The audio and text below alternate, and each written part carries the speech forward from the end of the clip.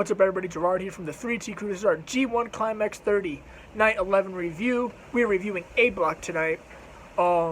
Things are heating up in A Block. We're getting down the home stretch of the G1. But before that, things are also heating up on our podcast. Check us out on Apple, Spotify, TuneIn Radio, Google Play, Podbean, and iHeartRadio. Things are heating up on ProWrestlingTees.com. If you want to cop a 3T Crew shirt or a logo shirt, it's now heating up on ProWrestlingTees.com. They got sales. Cop us some merch. Help us pay the bills. You want to check us out on social media. We're at 3T Pod on Twitter, at Through the Table on Facebook, at Through the Table on Instagram, and at iStrongStyle on Instagram. Also on TikTok, at iStrongStyle. Now let's jump into our review. Path of the Dominance, Young Lions kick us off. Yota Tsuji, Gabriel Kidd. This is the rematch coming off their big draw that they had. And once again, Yota is starting to prove he's starting to separate himself from the other two guys. He picks up the win here. Typical Young Lion match. Typical finish. Boston Crab. Submission. It's over. Let's move on. Now we're jumping into A Block. Yujiro Takahashi is still sitting on donut after losing to Ishii. I think Ishii is sitting at 4 points right now. Either 4 or 6 points. He started to pick up some momentum himself. This is coming off inflammatory comments from Tetsuya Naito about his former No Limit partner Yujiro Takahashi, saying he's worthless and should not be in the tournament. Due to COVID and injuries, that's the only reason why he got a spot.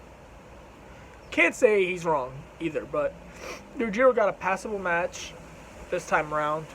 Probably his best match of the tournament, which is not saying much. Ishii once again had to carry him. Ishii picks up the win. I don't think either one has a chance to win. Yujiro's on donut, as I mentioned previously. If he's going to pick up a win, he might get an upset win at the end to cost someone a spot. So that's something you have to look out for. A guy like him normally gets one win out of courtesy win. Now we're jumping into our second match of the evening, which is Jeff Cobb versus Kazuchika Okada. Okada looked okay. Like I said, they're off with Okada. And I mentioned every A Block about Jeff Cobb. I think he's missing a little flair and maybe a little aggression now. I think will be much more appropriate for him. He's a former Olympian.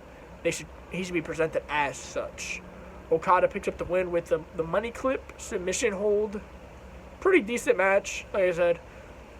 Neither guy looked rather impressive in this tournament so far, except for Okada against Taichi and Kolta Bushi.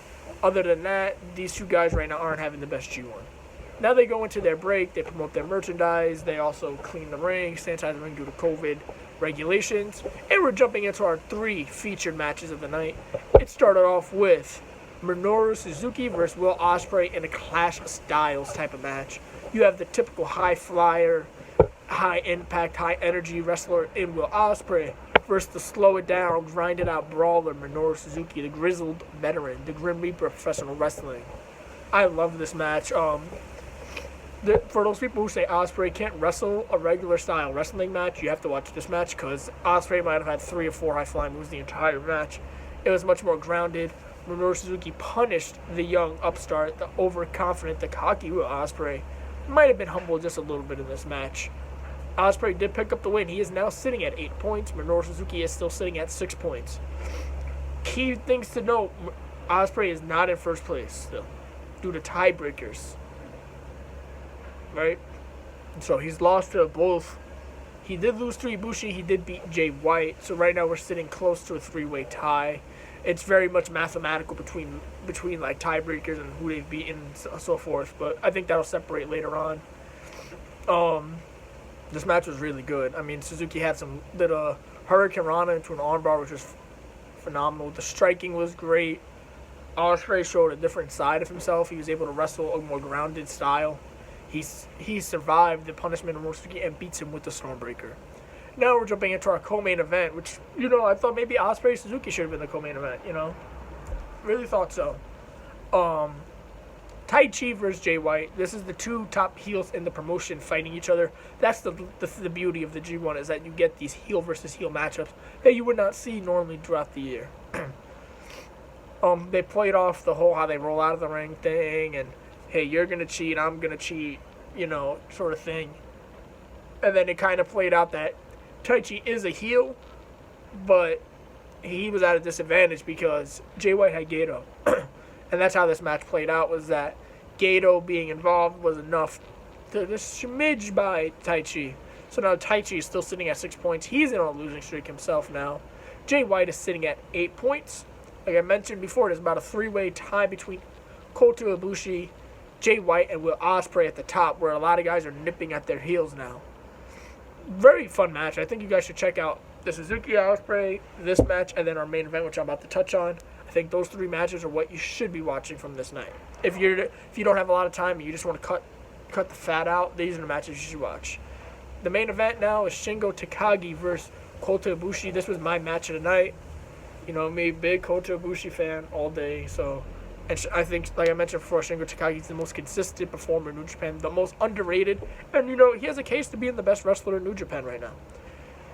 This is the first time one-on-one, I believe, between the two, at least in New Japan. And they really showed out. Very physical. Ibushi with his typical big-ass neck bumps. That's taking neck bump, head bump.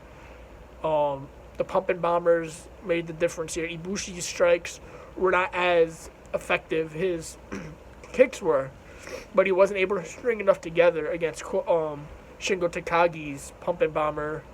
And I think that really made the difference in this match, and it kind of presented as Ibushi tried to match Shingo Takagi's physicality, and this is why Ibushi lost. Yeah, Ibushi's one of the best strikers, but there's the striking aspect, and then there's the physicality aspect of Shingo Takagi.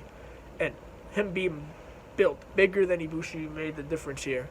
He beats him. Now Shingo Takagi is now picking up some steam. Ibushi lost, so like I mentioned, there's a three-way tie on the top right now. But Shingo Takagi's coming. And he had a great match. Match of the night for me. Definitely. If you really have zero time, you just need to pick one match per night to check out, this is the match of the night you have to check out. Right now, these are two of my favorite wrestlers in New Japan, so that's saying something. Now, that's all for now. Tune into B Block. I think tomorrow's B Block. I think B Block's tomorrow, because I remember them saying it's 4 nights in a row. We're putting out a lot of content. We're enjoying this G1. Are you enjoying this G1? Let me know in the comments below. What was your match of the night? Is your pick still in it? Is your pick totally out of it? Let me know. This is Gerard from the 3T Crew signing off until next time. See ya.